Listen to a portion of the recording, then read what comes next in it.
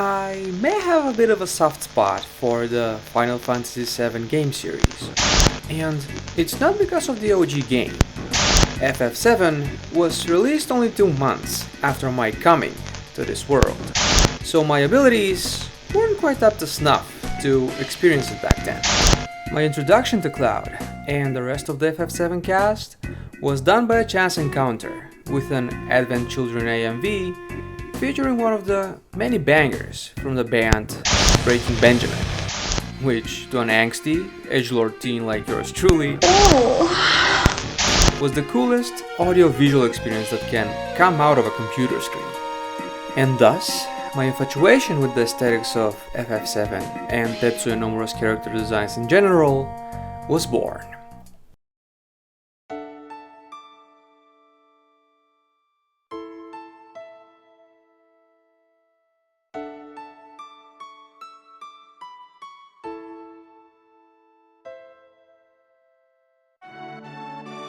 Fast forward to the E3 summer of 2015, and that's when the reveal trailer for FF7 Remake Part 1 of 3 was released.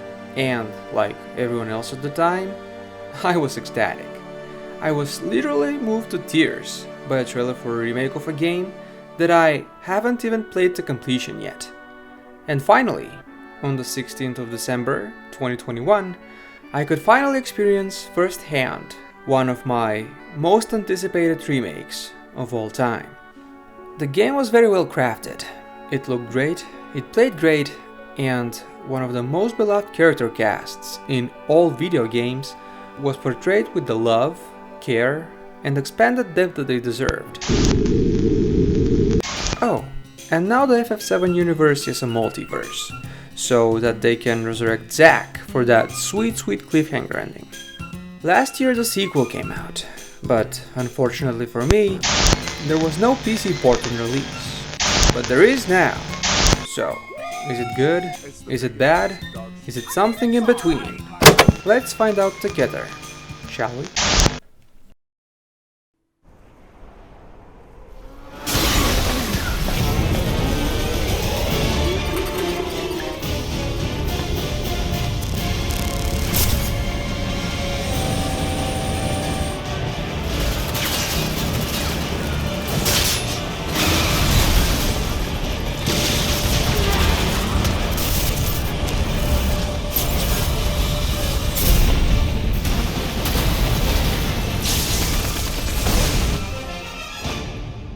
I'm waiting, Cloud.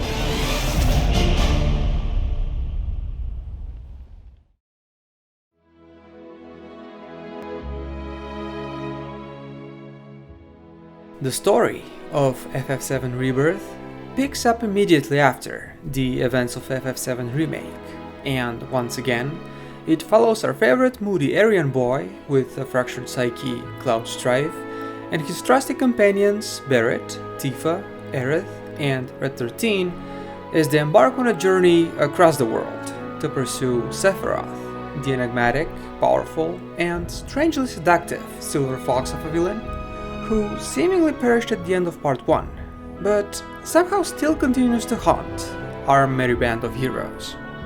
Much like its prequel, Rebirth puts us on an emotional roller coaster ride, and effortlessly switches from scenes of heart-wrenching melodrama to cutesy comedy, and from dynamically shot action to scenes of pure, warm wholesomeness, which gives the story a special kind of charm.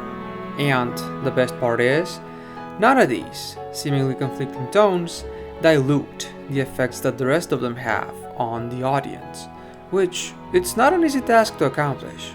Just look at the Marvel films as an example for badly executed tonal shifts. Black girl magic! Even though FF7 Rebirth's story is masterfully told for the most part, there were a couple of times that it felt like it was grinding to a halt, and the climax was kind of anemic compared to its prequel. For me, it was all mitigated by the always entertaining interactions between the colorful cast of characters.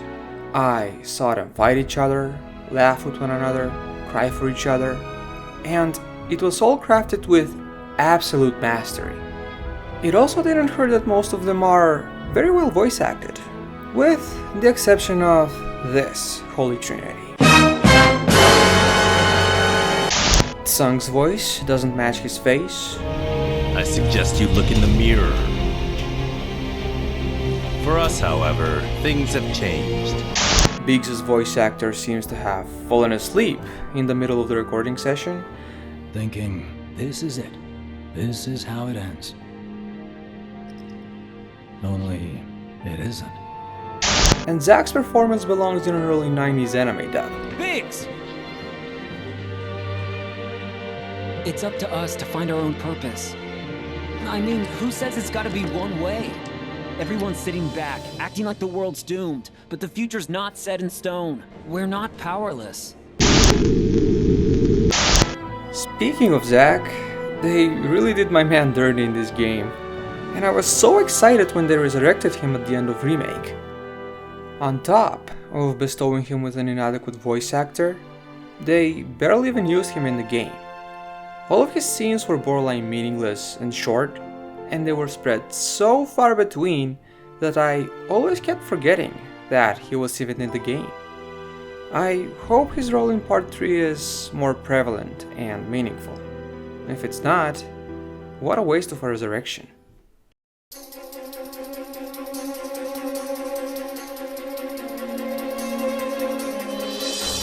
FF7 ReBirth is an action RPG that's set in a beautiful and admittedly quite sprawling open world that's inhabited by a large number of enemies for us to test our might against.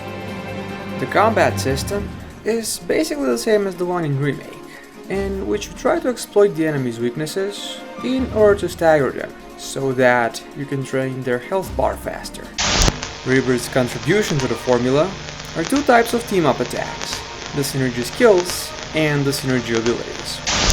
The synergy skills don't use up any of the meters that you see over here, and are perfectly spammable, and supposedly they're meant to give you a bit of a offensive or defensive edge in battles, but the bit of edge that they give you is so negligible that I only used them on purpose in their tutorial and in this here boss battle.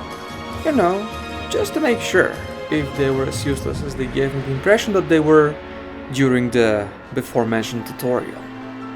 The synergy abilities, on the other hand, are a very welcome addition to Rebirth's combat system, as they deal a decent amount of damage and can also give you and your party members some much needed temporary buffs or some negative status effects to your enemies.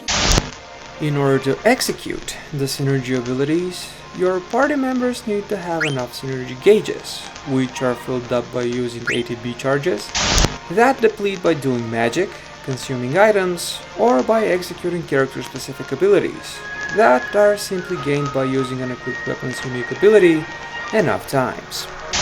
All in all, FF7 ReBirth's combat system is very fun and satisfying to engage with. It's also surprisingly deep, and when combined with the excellent music during the game's many boss battles, the game reaches insane levels of hype. That's more or less all I've got to say about the game's combat system. But what about the open world, where all this combat is happening in? Well, the game's world is incredibly varied and features a bunch of different biomes that are filled to the max with towns to explore and side activities for us to do. The towns, for example, are very aesthetically distinct from one another. But they are all inhabited by every existing human race in the name of diversity. Racial diversity is fine in larger, more industrialized cities, because it makes sense that people from across the world would flock to these places.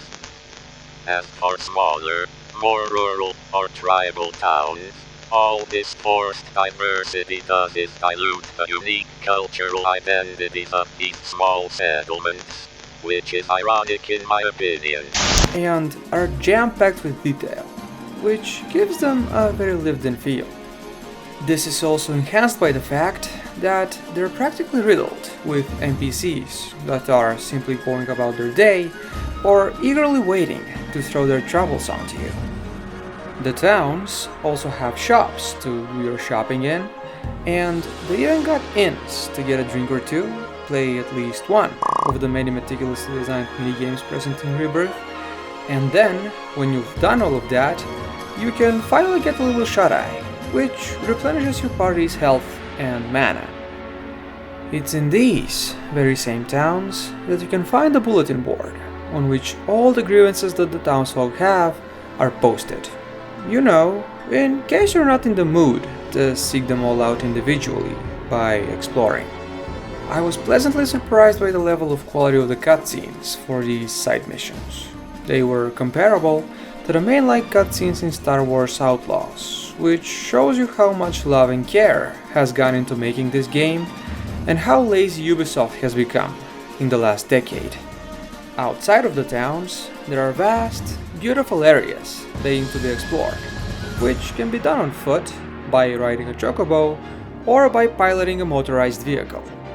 There's also a fast travel system in the form of chocobo stops that you need to restore by following adorable little chocobo chicks that lead you to their location.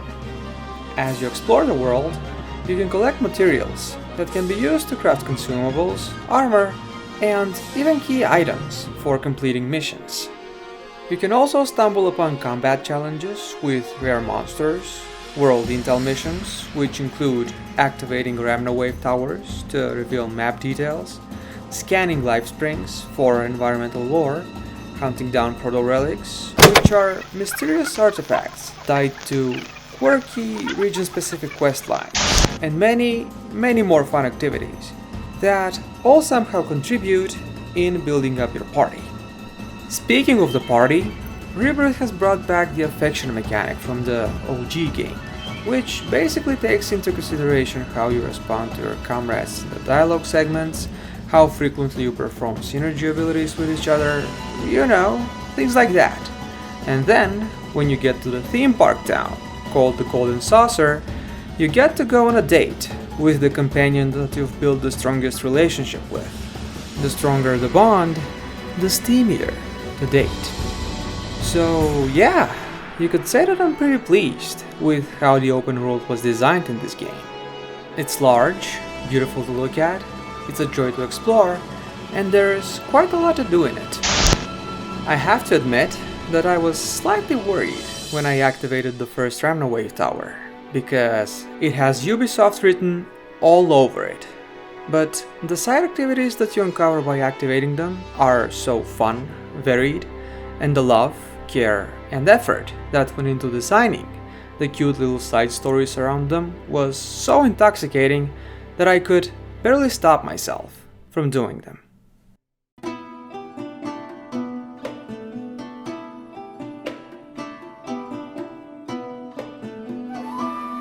FF7 Rebirth looks quite good for the most part, but I also have some gripes with its visual presentation.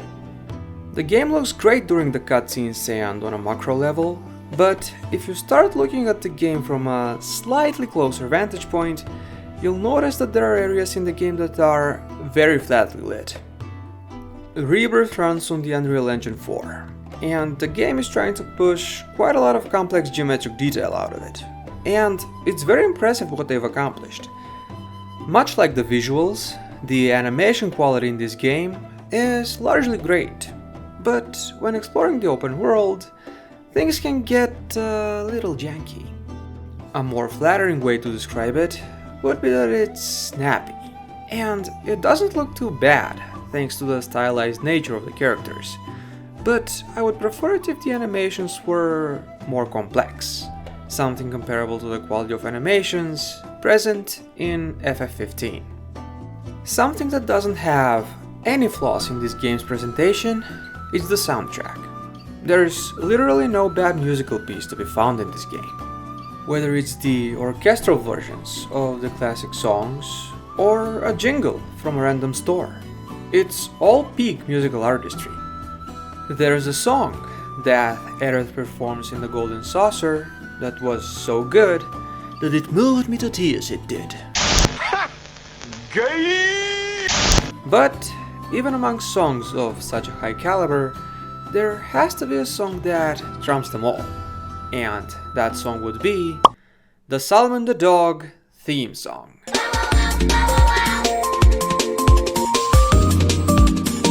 Final Fantasy VII ReBirth is a great game overall, but even though it expands on much of the game design philosophy of its predecessor, it still managed to feel flimsier comparatively.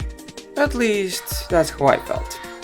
The story is very engaging and chock full of great character moments, but it also has some pacing issues, and the climax was a bit underwhelming.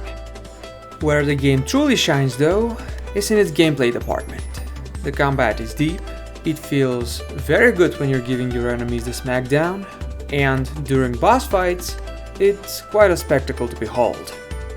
Everything done with the open world is also rock solid. Even though there's nothing revolutionary about its design, what is there, it's leagues above in terms of quality compared to most of the games out there. The game is also quite good looking for the most part. Just don't look too close, okay? The traversal animations can benefit from a few more in-betweeners, and the soundtrack, it's absolute god tier. All in all, I had a lot of fun playing ReBirth, despite its small problems. And even though my levels of excitement have been slightly lowered, I still cannot wait for part 3.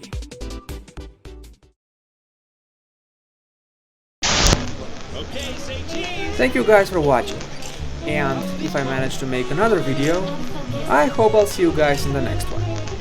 Have a nice day!